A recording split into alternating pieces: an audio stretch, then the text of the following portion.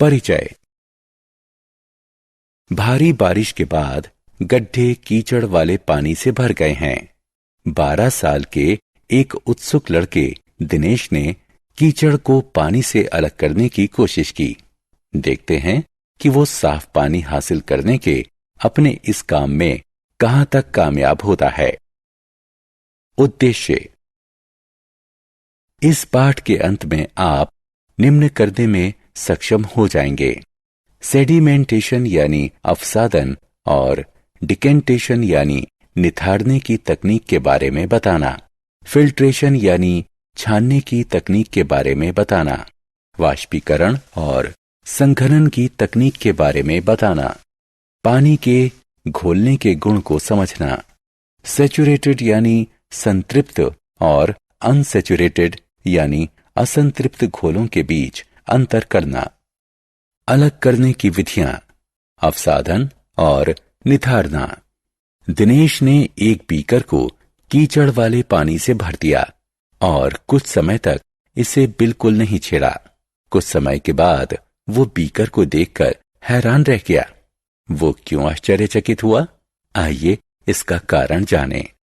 Beaker में पानी एकदम साफ था। मिट्टी क्योंकि भारी होती है इसलिए वह बीकर की तली में बैठ गई, जबकि पानी उसके ऊपर मौजूद था। बीकर की तली में मिट्टी के जमने की इस प्रक्रिया को अवसादन कहा जाता है और जो मिट्टी नीचे जमा हुई उसे अवसाद या तलछट कहते हैं। दिनेश ने इस मिश्रण में से पानी को अलग करने के लिए साफ पानी को बिना अवसाद को हिलाए दूसरे बीकर में डाल लिया। अवसाद को तरल से अलग करने की इस प्रक्रिया को निथारना कहते हैं। इसी तरह अलग करने की कुछ अन्य विधियां भी होती हैं। आइए इस पाठ में उनके बारे में पता लगाएं। अलग करने के तरीके। छानना। बच्चों, चाय बनाने के बाद हम इस मिश्रण को एक छलनी में डालते हैं। चाय छलनी के छेदों से गुजर जाती है और चाय की पत्तियां छलनी में रह जाती हैं। अलग करने की इस प्रक्रिया को फिल्ट्रेशन या छानना कहते हैं। लेकिन छानने की यह प्रक्रिया किसी तरल में घुल चुकी ठोस चीजों को अलग नहीं कर सकती। कभी कभी किसी ठोस चीज के महीन कण उस छलनी से भी पार निकल जाते हैं, जिसका इस्तेमाल छानने के लिए किया जाता है। ऐसी स्थिति में फिल्टर पेपर का प्रयोग किया जाता है। फिल्टर पेपर एक ऐसा खास तरह का कागज होता है जिसमें छोटे छोटे लाखों छिद्र होते हैं। तरल तो इन छिद्रों में से निकल जाता है, लेकिन ठोस कण फिल्टर पेपर पर ही रह जाते हैं। फिल्टर पेपर में से जो तरल गुजर जाता है उसे फिल्ट्रेट या छना हुआ तरल कहते हैं। जो ठोस कण फिल्टर पेपर पर ही बचे रह जाते हैं उन्हें रेजिड्यू या अवशेष कहते हैं। ऐसे मिश्रणों को अलग करना जिनमें 2 से ज्यादा चीजें हों। आइए अब एक प्रयोग करते हैं। अगर आपको पानी, रेत और नमक वाला मिश्रण दिया जाए तो आप इन तीनों चीजों को अलग अलग कैसे करेंगे? आप रेत को अलग करने के लिए इस मिश्रण को कुछ देर के लिए बिल्कुल नहीं छेड़ेंगे। रेत क्योंकि भारी होता है और पानी में घुलता नहीं है, इसलिए वह बर्तन की तली में बैठ जाता है। फिर इस मिश्रण को रेत अलग करने के लिए निथारा जाता है।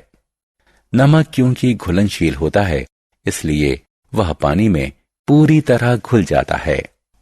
ऐसा वाष्पीकरण और संघनन के जरिए किया जाता है। आइए देखें कि इन 2 शब्दों से हमारा क्या तात्पर्य है। अलग करने के तरीके। वाष्पीकरण और संघनन। जिस प्रक्रिया में पानी को गर्म करके भाप कणों में बदला जाता है उसे वाष्पीकरण कहते हैं। जिस प्रक्रिया में भाप के कणों को पानी में बदला जाता है उसे संघनन कहते हैं। जब हमें पानी में घुले हुए नमक के मिश्रण को अलग अलग करना होता है तो हम इस घोल को एक केतली में डालकर उसे ढक्कन से ढक देते हैं। पानी गर्म होकर भाप कणों में बदल जाता है जो केतली के मुंह से निकलने लगते हैं। इस पानी को तब तक गर्म करते रहिए जब तक सारा पानी भाप कणों में परिवर्तित नहीं हो जाता। अब केतली में सिर्फ नमक ही बचा रहेगा। तो इस प्रकार इस प्रक्रिया के जरिए पानी में घुले हुए नमक को पानी से अलग किया जा सकता है। पानी को ऊष्मा के जरिए भाप कणों में बदलने की इस प्रक्रिया को वाष्पीकरण कहते हैं। पानी प्राप्त करने के लिए नमकीन पानी को गर्म करने के दौरान बर्फ वाली एक तश्तरी को केतली के मुंह के ठीक ऊपर पकड़िए। जब केतली के मुंह से निकलने वाली भाप बर्फ वाली प्लेट के संपर्क में आती है तो ये घनीभूत हो जाती है और इससे पानी बन जाता है।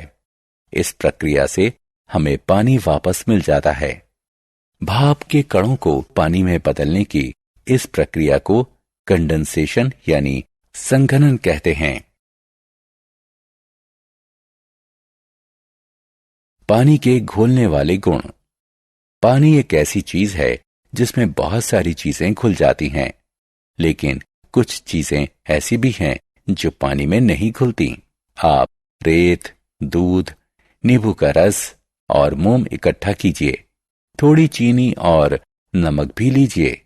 इन चीजों को अलग अलग पानी में घोलने की कोशिश कीजिए। आपको क्या पता चलता है? उसकी एक तालिका बनाइए। आप जो तालिका बनाते हैं उसकी तुलना स्क्रीन पर दिखाई गई तालिका से करिए। संतृप्त और असंतृप्त घोल। चलिए अब एक और प्रयोग करते हैं।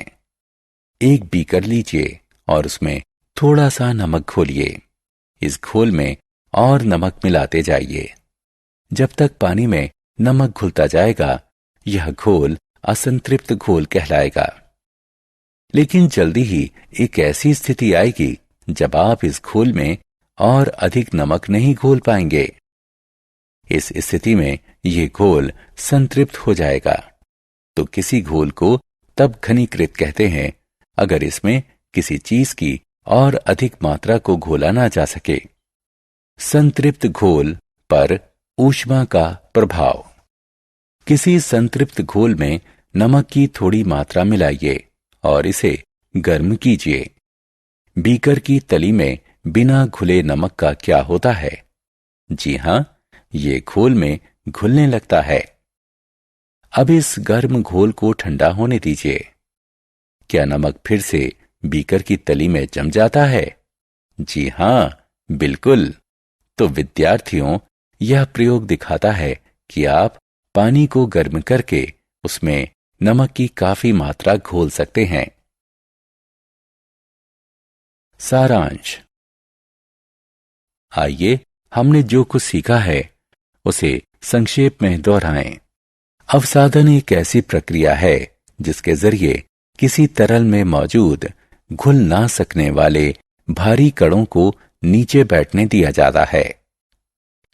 निथारना एक ऐसी प्रक्रिया है जिसमें अवसादन के बाद प्राप्त हुए साफ तरल को किसी दूसरे पात्र में डाला जाता है और नीचे जमे कणों को हिलाया नहीं जाता है। छानना एक ऐसी प्रक्रिया है जिसमें किसी मिश्रण के एक अघुलनशील ठोस पदार्थ को इसके तरल तत्व से एक फिल्टर के जरिए गुजारकर अलग किया जाता है। पानी को गर्म करके उसे भाप कणों में बदलने की प्रक्रिया को वाष्पीकरण कहते हैं। भाप के कणों को पानी में बदलने की प्रक्रिया को संघनीकरण कहते हैं।